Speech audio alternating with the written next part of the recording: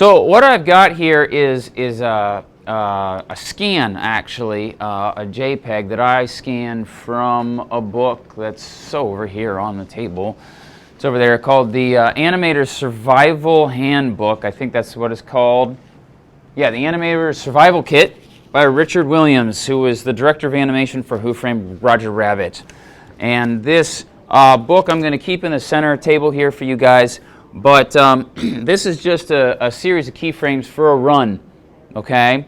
So what we're going to do, our next step with our runner guy, is we're going to create what we call a run cycle. Now what you should notice is, okay, that frame number 1 and frame number 7 are direct opposites of each other, right? You see that? So that what's going to end up happening is you're going to go frame number 1 all the way to frame number 7. So about every other frame, I think, you're going to create this keyframe. And what's cool is we can squish them together or spread them apart however we want. So watch, I'm just going to take my guy. Now, my guy's going the other direction, but it's all the same. I mean, it really is. It's all the same. So I'll post this picture online. I was going to print it out for you guys, and it was literally taking forever to print out. And then I realized, you know what, I don't want to waste the paper. So I'm just going to post it on my website, and you can just open it like this in the browser and then switch back and forth. So the other thing that you could probably do is just kind of squish it over here like this, and then make Flash a little smaller. And there we go. That'll work, yeah. So what we're going to do is I'm just going to insert some frames here on my armature layer. So insert frame. There we go. We've got a series of frames, and I'm just going to go every 4. Let's just go every 4 right now. We'll make it slow-mo. So I'm going to make him start with pose number 1, but obviously I'm going in the other direction. So I'm just going to have to translate that a little bit myself here. The other thing that I think that will probably help us here is notice he's got a ground line for us. Let's do that so that I can work on that really quickly. Oops. Now, the other thing to be careful with is notice I've already started a new keyframe here.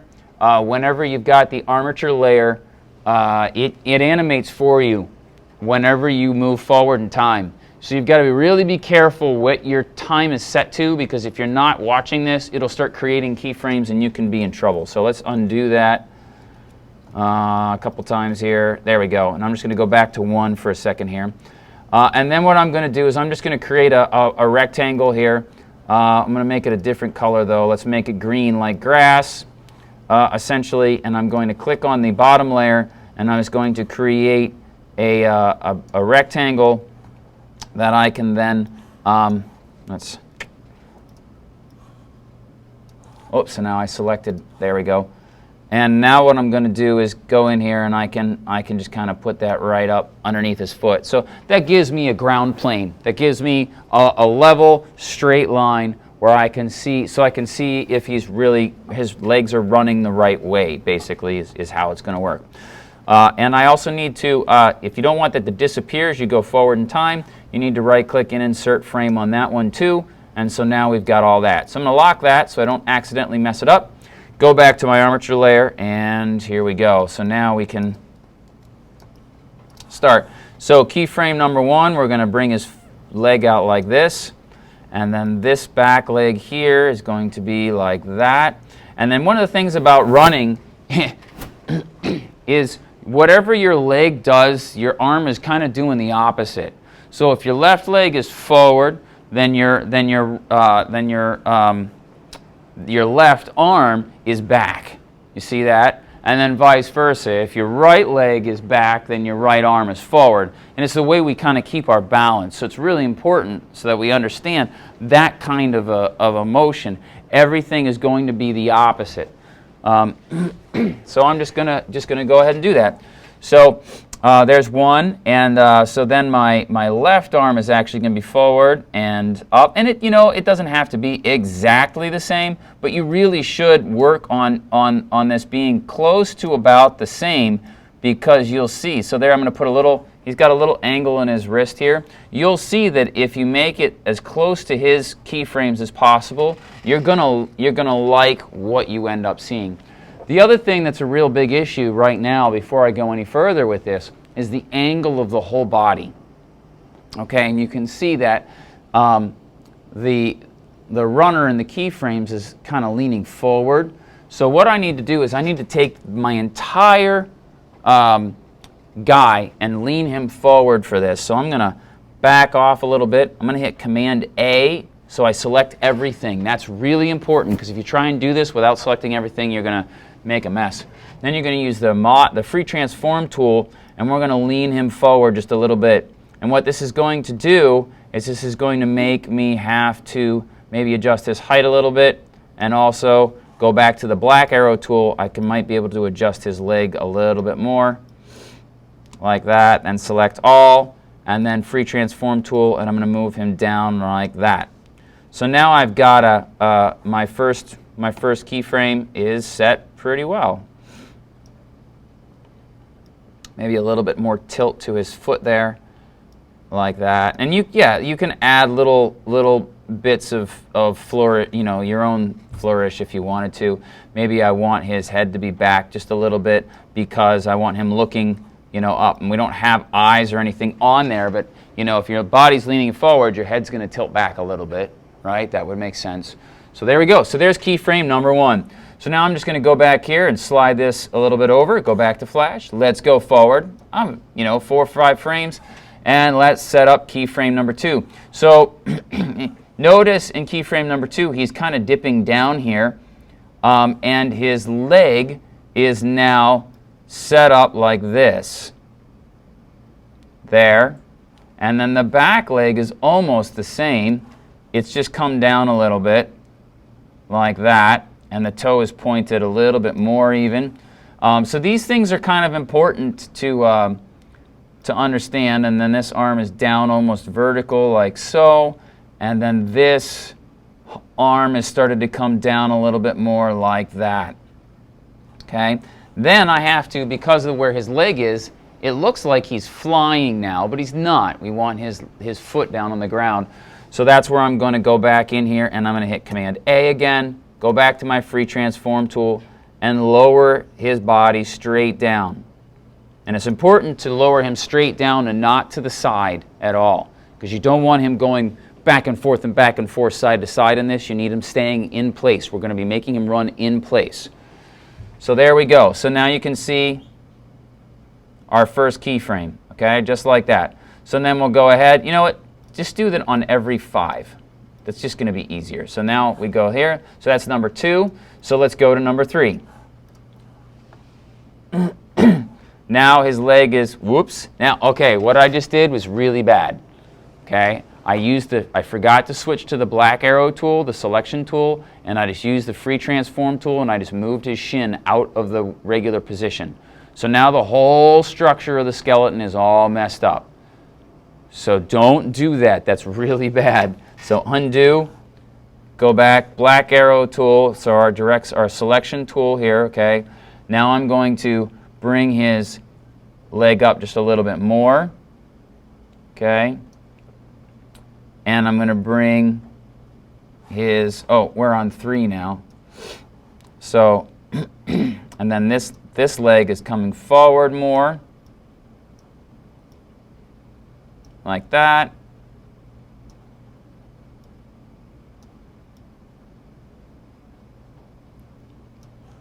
And now this front arm is down like this next to his side. And you can see now how all the bones are kind of on top of each other. This is where these helper objects that we put, the invisibles, this is where they really can help you out a lot with arms and stuff like that. Hit no. With arms and stuff like that are, once they get behind the torso or something, you can have a lot of problems clicking on certain things. So it's always good to have that option. And so now I'm going to hit Select A, go to my free transform tool, and just move him down just ever so slightly more so that he's still resting on the ground. And go back to my direct selection tool. There we go. Okay? So you can really kind of see it coming together. Oh, we're going to have a problem. I didn't test enough when I was doing this demo yesterday. Look, his arm's going to go behind his thigh. Oops. That's going to look a little weird, but oh well. Well, you need to make sure you test it enough so that that doesn't happen. All right, so now let's go to 4. So I'm going to go to, now I'm just going to start moving these a little faster, okay, so that we can get this done. So now he's all of a sudden heading back up high really quickly. So, so now the front leg is going to be extended in line with the body like this. Now we don't have toes, okay, on our feet, so I'm just going to put his foot like that. And then this leg is forward. And then the front arm is now forward like that. And the back arm is going to be back like that, is back behind it. So it takes a little bit sometimes getting, there we go. Now we'll put this arm back where it was. Okay.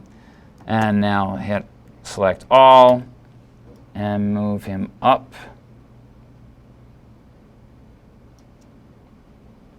And let's go forward to position number 5. Now I'm going to show you a trick here in a minute that's going to be pretty cool. Then we're going to extend that leg back.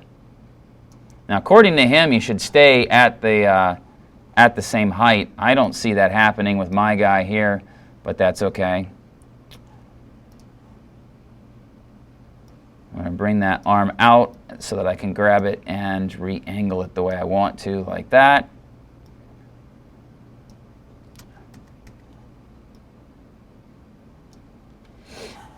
Now number 6.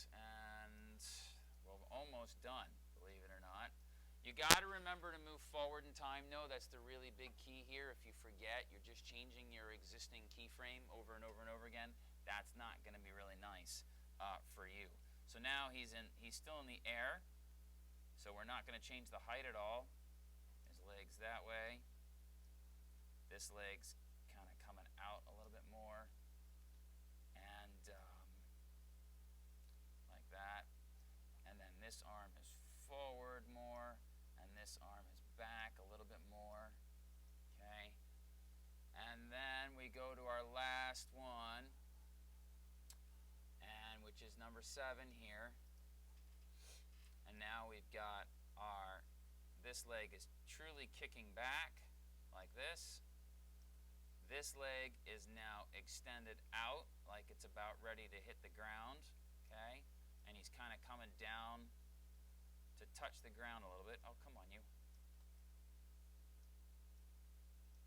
And this arm is here, and then this arm has gone back a little bit more, okay?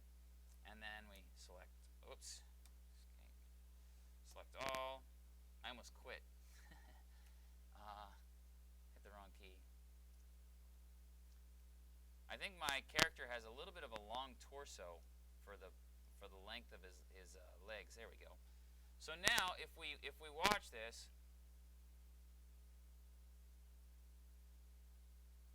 you kind of see how he's moving. So now what I have to do is I now have to reverse the keyframes with the other sides. However, let's see here. So I'm going to go back to keyframe number 1 here, but this time it's the leg that's further away from me that is here already. So number 2, I then have to go and do a little keyframe like that, okay?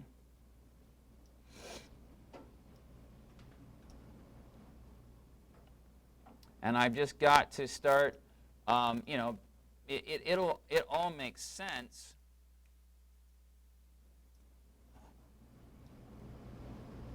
Did I just change my original keyframe? I did. So I did exactly what I was telling you not to do.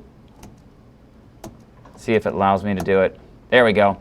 I went and I didn't move forward in time, so I just changed my original keyframe.